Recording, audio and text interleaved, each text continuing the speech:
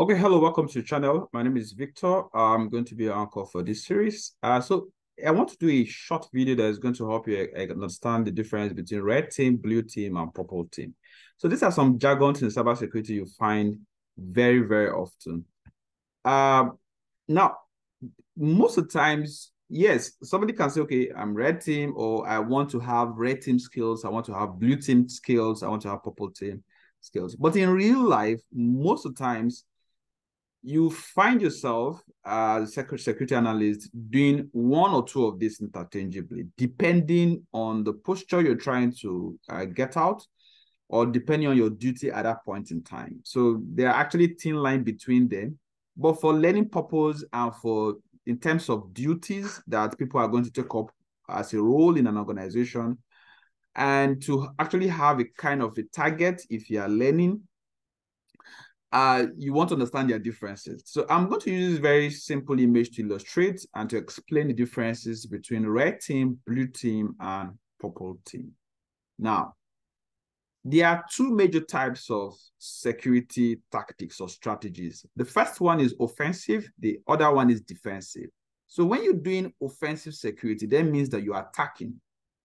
When you're doing defensive security, it then means you are defending and you are actually trying to do a lot of preparation before an attack happens. Now, on the simple side for career newbies, the easiest is going to be you trying to develop skill set as a blue team member. So in a blue team or for blue teamers, what you're going to be doing is to learn how to make sure that the organization have a very good and solid security posture. So what do I mean by that? What are kind of things you should do for an organization before a cybersecurity attack happens or before a cyber attack happens? So you want to have things like information security policy documents. You want to have things like training, retraining. You want to have playbooks. You want to have cybersecurity playbooks. You want to have testings, quite a lot of things you want to have in the books. You want to install applications, you want to install anti-malware, you want to implement intrusion detection systems, you want to implement firewalls, you want to implement WAFs on the website, on the applications.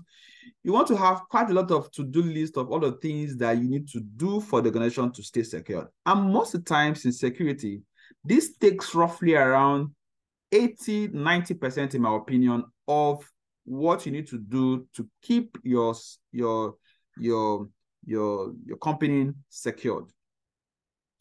And all of these duties are within the function of blue teamers. That's why most of the times in your cybersecurity journey, as you're starting, you would want to start from the blue team angle, where you're trying to do a lot of defensive. You're not attacking, but you are defending. You want to take a very good posture. Mm-hmm. You want to make sure that if you have a website, the website have SSL, the website is not susceptible to cross-site scripting, is not susceptible to SQL injection. All of the things you have in OAPs, you've taken care of them. Open Web Application Security Project. If it's a network, you want to make sure that you have firewall, you have intrusion detection systems, you want to have an alert system, you want to have monitoring, because you cannot implement security without having monitoring. Because if you don't have monitoring, you typically don't know what have happened or what is going, or yes, what have happened in the time past. So all of these are under blue team. So if you check offensive, red team sticked, blue team is not sticked. Purple team is more or less a combination, a collaboration between the red teamers and the blue teamers. That's why we say red team is more of offensive. So in offensive, you're trying to attack and to confirm and to check if all of the measures put in place by the blue teamers are effective. And that's where pen testing comes. That's where you're trying to do a lot of hacking, a lot of checking to see if all of the controls that are in place, either administrative controls, either social engineering comes in there in terms of administrative controls, or the team members, or whether technical controls, whatever kind of controls that are being implemented, you want to see if they are okay So in defensive security here, that's where the blue teamers come in. Then, is there collaboration between the offensive and defensive? No, red teamers don't do that. Blue teamers don't do that. Purple teamers do that. Then, what are some of the common certifications that you can pursue if you want to be a red teamer? So you have OSCP, GPEN, Pentest, this by CompTIA, GXPN, OSOWSP, BSCP. These certifications and more, even CEH, they are mostly red teamers. Now, there are other certifications that you can pursue if you want to do blue team. So blue team is on, that's where, for instance, risk compliance certifications are also, because most of those things tend to check if you are conforming to set standards and regulations. That's where CompTIA Security Plus comes in. That's where GSEC comes in. That's where CSSP. Those CSSP is more or less a management enterprise level certification, but it still comes handy here as a blue team certification, because what the guy with the CSSP is doing is more or less management. He's trying to say, okay, what are we doing in our team? What are we doing in our organization? Are we following set standards, regulations?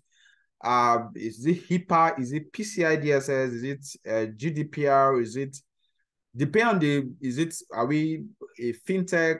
We check all of those regulations that we have to conform to.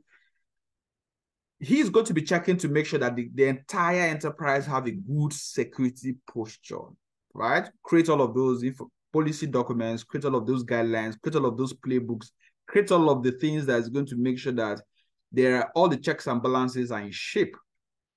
So you have CISA, this is by CompTIA, also you have CCSP. I think this is by ISC Square. Same guys that have CISSP.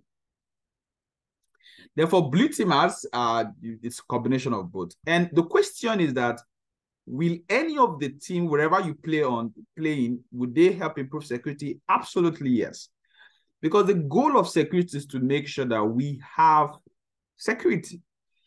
So it doesn't mean whether red team, blue team, purple team, and all of these jargons, like I call them. Most of the times in the course of a career, you're going to transcend from here to here, and maybe here, or here to here, then here. So this is a little bit more simpler. Then from here, you cannot get over to this. I see people asking me questions. I want to take a cybersecurity certification. Should I take a pen test? And the question is, what level are you with respect to programming, networking? Can you script in any language? Have you taken any security certification before now? Once the answer is no, I tell the person, okay, you have to start with a blue team skill set, because a blue team skill set is going to teach you to understand what you need to do to be secured first. Then for red team, you're going to now start to attack all of the things that you feel are there, and you want to see if they are susceptible to attacks. I think this explanation is going to help you understand the difference between these three. Okay, let me see if I can use this also. Let's differentiate between offensive security and defensive security. See, on offensive security, we're trying to attack the network or the web application or the mobile or the cloud platform. Here, we want to test defenses. Here, we want to see how we can actually provide. But see, in defensive security, we are doing all of the things we need to do before an attack or after an attack have happened, most of the times. So you see, that's where digital forensics comes in. Digital forensics is defensive because it's after an attack has happened. So you perform investigation.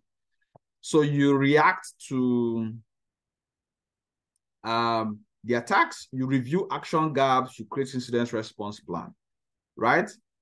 So all of the things you do before or after something have happened, you most times classify them as defensive.